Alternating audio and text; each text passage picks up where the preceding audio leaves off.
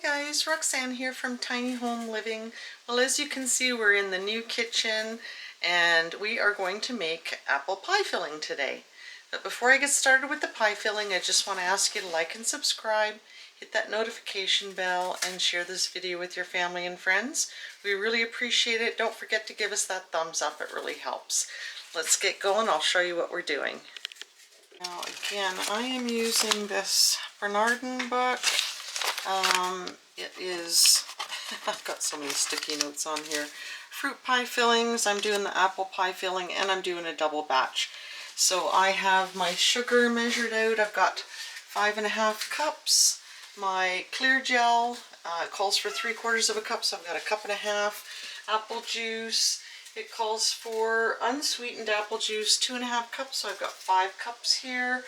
And cold water, 1¼ cups, so I've got 2½ cups, and a cup of lemon juice because it calls for ½ cup. I've got a teaspoon of nutmeg and 3 teaspoons of cinnamon, which is double what they're calling for. They called for 1/2 and 1½. So I've got all my stuff pre-measured. I've got my jelly pan ready. It does call for blanching the apples first, so I'm going to do 6 cups at a time. The initial recipe called for 12 cups of apples, so I'm doing 24 cups. I've got my sous chef here peeling and chopping. And then I'm actually going to save the peels and the cores this time to make jelly. I was going to give it to the chickens, but never mind the chickens. So I've got everything measured out and ready to go. I've got water here to blanch the apples. I'll dump everything in this big bowl and get them all blanched before I get started with cooking everything in the jelly pan. And I have cleared the way to do the water bath canning on the wood stove. I found it very difficult last time with this pan. It is so huge. It's the one that holds the quart jars, so it is just so big, especially when it's filled with water, and I had to lift it onto the stove after I cooked the jelly last time. So I mentioned before I was looking forward to being able to do this, put the water bath canner or pressure canner on the wood stove. I've had the wood stove going for a few hours. It's a cold, windy old day, and I will do the cooking on the little off-grid unique range. Now I was lucky enough to get these apples free from a lady in the city that was giving them away.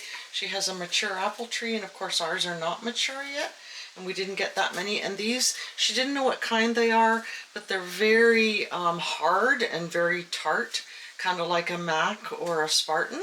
So like I said, I'm not sure. She didn't know what kind of apples they were either. So this was free apples, and we all know how expensive apples are now. So if I can get 10 jars of pie filling and some apple jelly out of the remains, then I'll be doing really well. I've also cleared a path here too so that I can wheel my cart over here when I'm unloading the jars, because that's the only predicament I have when I need to unload the jars. Of course, you can't put the wet jars on top of the hot stove, so you need to have something here, and that was the whole idea behind this beautiful butcher block cart that we built in previous videos, if you're interested in those. Couldn't be happier with this thing, and it is going to be just perfect for this sort of thing. I guess he's going to do the peeling and I'm going to do the chopping, because otherwise we'll be here all day and night. Okay guys, I have got my apples all blanched.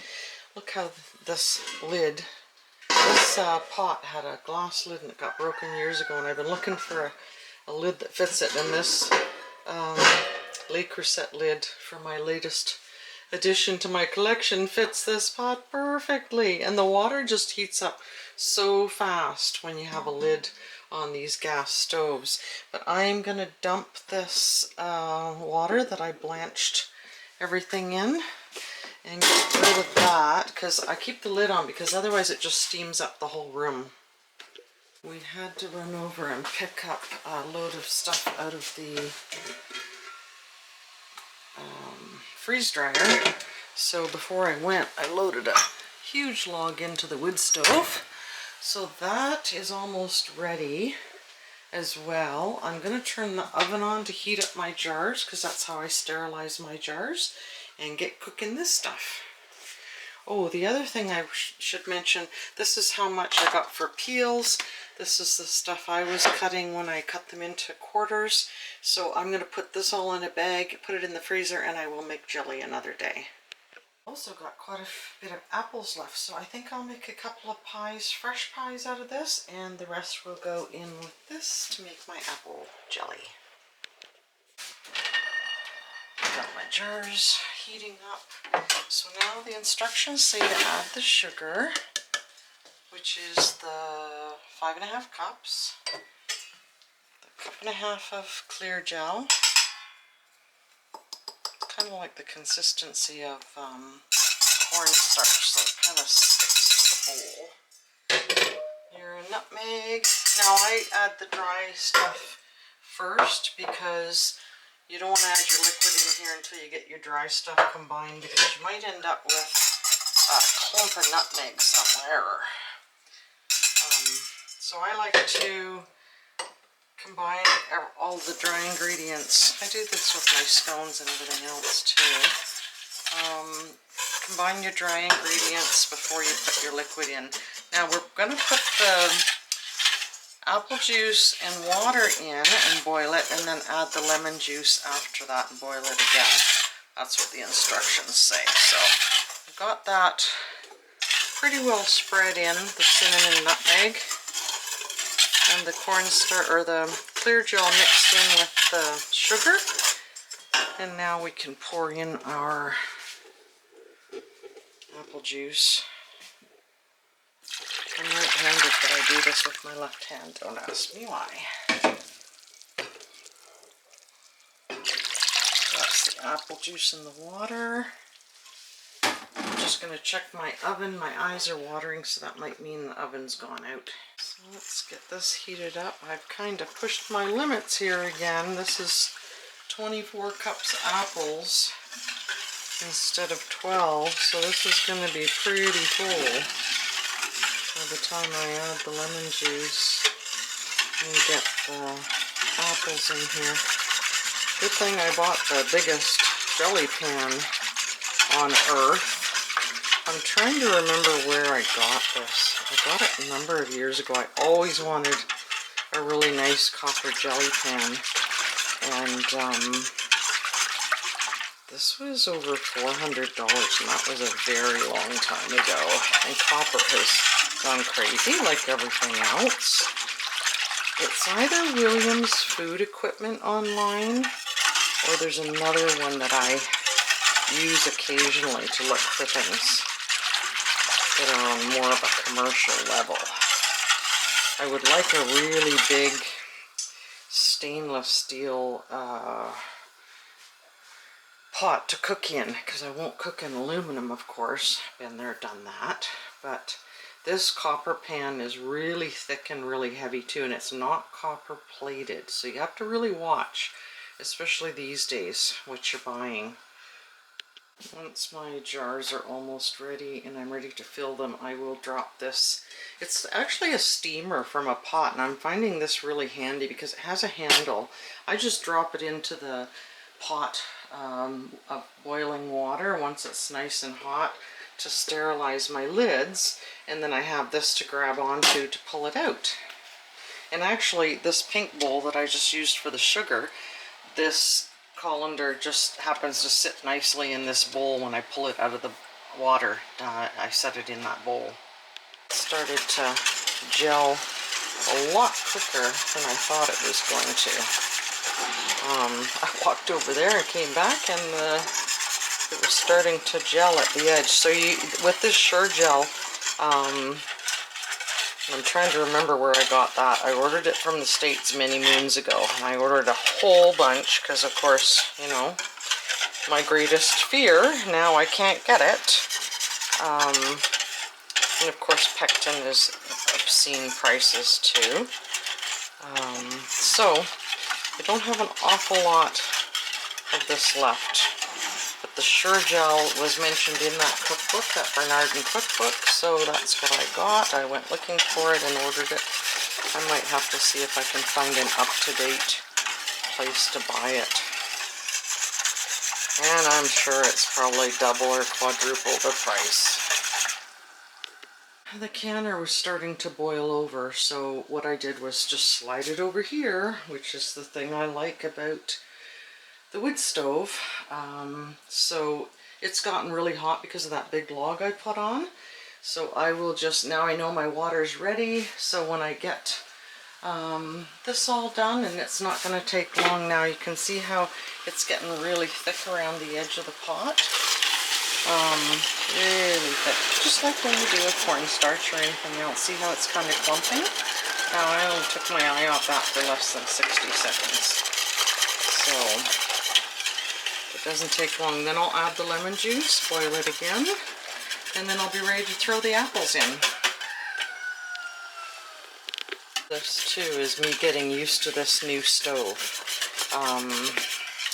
The simmer is in a different spot. I'm trying to get used to which one is the hottest. I mean, I had that on medium, and it's this. You can see how nice and thick this is. I've turned it right down, but now I'm going to add my lemon juice, and ooh, it's really thick and really bubbling.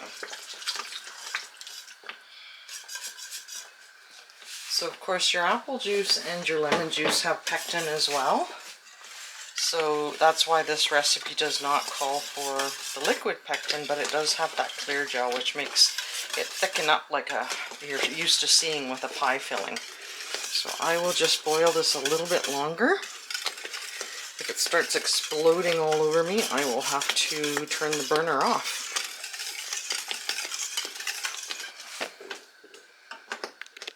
So you can see the consistency of that.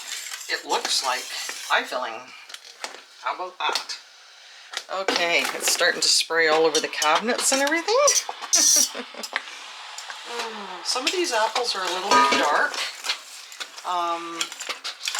but honestly, I don't care. We're so used to seeing the perfect fruit in the grocery stores, and no bruises and all that kind of stuff. And this, of course, these would normally be used for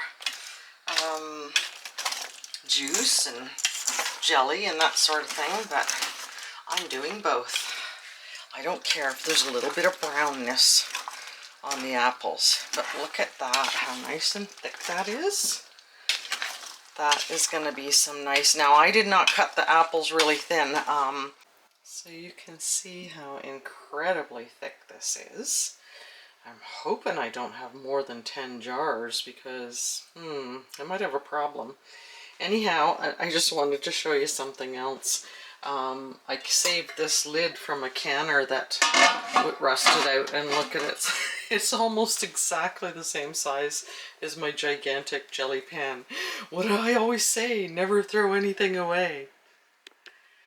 Okay, I've got my hot jars out of the oven. I dropped a piece of apple in there because I don't know if you saw the other video where the jars were so hot and I dropped the stuff in there and it actually cracked my jar. So I don't know whether it was the filling that was too hot or the jar that was too hot. I didn't think if you were putting, now I do hear that sizzling now. So it might be the jars that are too hot, but I did turn them down in the oven, and then I turned the oven off. So now this is so thick. The one thing that will be difficult is getting the air bubbles out. So I'm really going to have to poke that. I've got some stainless steel chopsticks somewhere here, so I think I will have to look for those and use those. And this gets an inch of headspace, by the way. I will top those up after I get the majority of the bubbles out. Yeah, I do hear it sizzling a bit, so hasn't broken yet, so I think it should be okay. Ooh, famous last words. It's like throwing eggs into a frying pan. That's the sizzling that I can hear.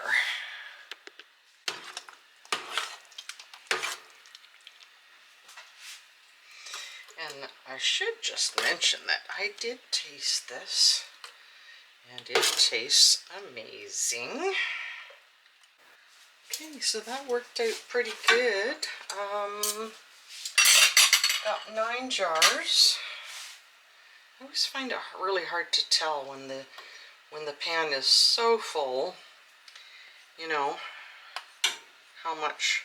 I think I had in my notes that I got 8 out of the last time I made this. Now that was many years ago, so maybe I did things a little differently. I don't know. I think I might have sliced the apples smaller too.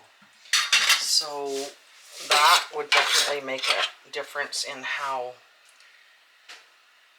oh geez, now I'm getting it everywhere.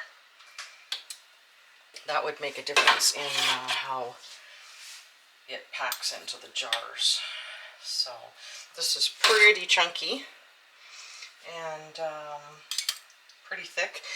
There were some bubbles right at the very bottom of the jar, so I had to really work. That stainless steel chopstick worked fantastic.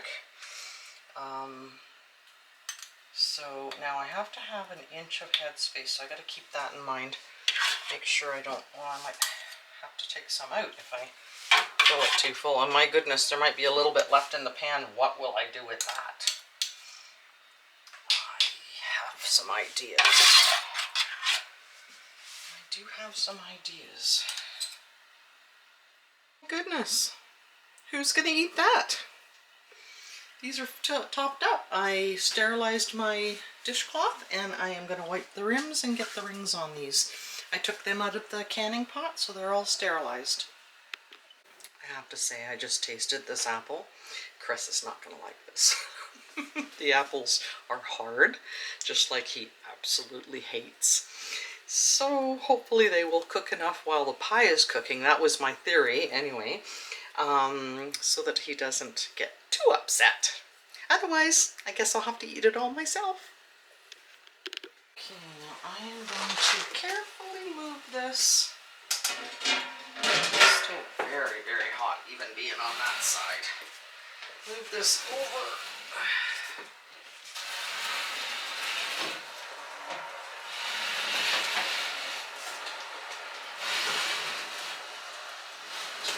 Side. Get my jars and drop them in there. Now I hope I can fit 9 in. That'll make me cranky if I have 9 jars and I can only fit 8 in there. Now I will also have to keep an eye on this as I'm loading the jars to see if I maybe need to take some water out. I always have a hard time judging that too.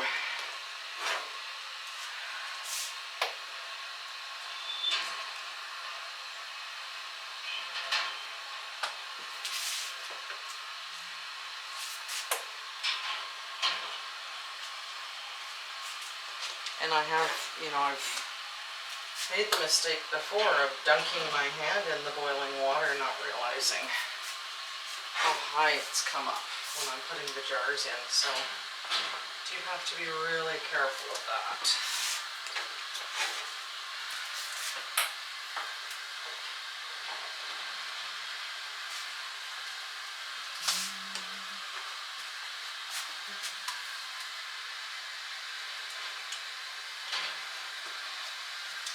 I think I'm going to be on the safe side and take some out.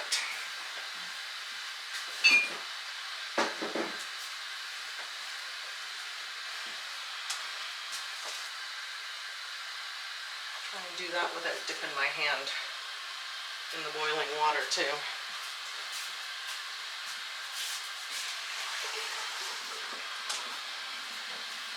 You need the water 1 inch above the jars, and I think, yeah, again, I have a hard time judging, but there's more than 1 inch, that's for sure. That should be enough to get me the space I need.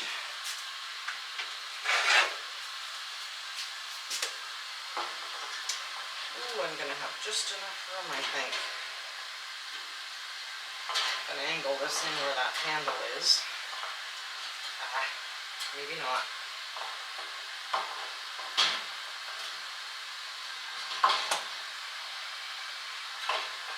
I don't like those handles that fold down into the canner. I don't see the point, and I think I might take those off of there. Okay, that's still pretty full. So I did get all 9 in. I think the water is just over an inch, maybe closer to 2 inches, so that's good. I got all 9 in. That makes me happy. I can see the bubbles now that it's in the canner, but hopefully they'll, well, you can see the bubbles coming out already. Gotta let this come to a full rolling boil, and then 25 minutes. The sweat is just pouring off my face and body, and look at the window is wide open. That's what I mean about this wood stove. When we do get the openings cut through, I don't think we're going to be using the heater in the greenhouse that much. Maybe for emergencies, like when it's like really, really, really cold. But this stove is so oversized. I have the bathroom window open too. So I don't think we're going to have any trouble heating the greenhouse with that thing. Well, I have the feeling the maid is not going to show up again. So, might as well get started on cleaning up this mess. Oh, look at my kitchen cart. This is exactly why I need it. When I offload my jars, I can put them on here and not have to walk across the room with them. Don't forget to clean the pan off that you slopped pie filling all over, or jelly or whatever. This way I put a clean tea towel on here, and that way when I unload the jars, put them on there and it won't shock them when they hit this. Okay, this just broke into a boil. I moved it a little bit back so it's a little bit more over the circle that is over the firebox. I pushed it back just a couple of inches and it started to boil almost right away. So I'm going to put the timer on for 25 minutes. Okay guys, I forgot to leave them in for the 5 minutes with the lid off, and it is oozing out of the jars. Lesson learned, another lesson learned. I got all excited about being done, and I need to put my timer on for 5 minutes with the lid off. Now, I have used this pie filling many, many, many times before. I've actually made a bunch of pie filling earlier this season, and that hasn't happened, so like I said, I got excited about it being done. I need to have a shower. We're going to a shindig tomorrow, so I was distracted. I took the lid off and started taking them out. I needed to leave them for the 5 minutes with the lid off and then take them out. So we'll see what happens. Hopefully this doesn't happen to all of them. I made sure there was enough headspace in there, so not sure. These are those little hand pie molds that I was talking about. Can I get this open? Oh, the one hand. So this one is actually in the shape of an apple. This is a strawberry. Not much difference, and this is a square one. So those jars, if they don't seal, maybe what I'll do is make some of these and put them in the freezer so Chris has one to take out when he feels like it. Okay, fingers crossed. I'll get the other one that was leaking first.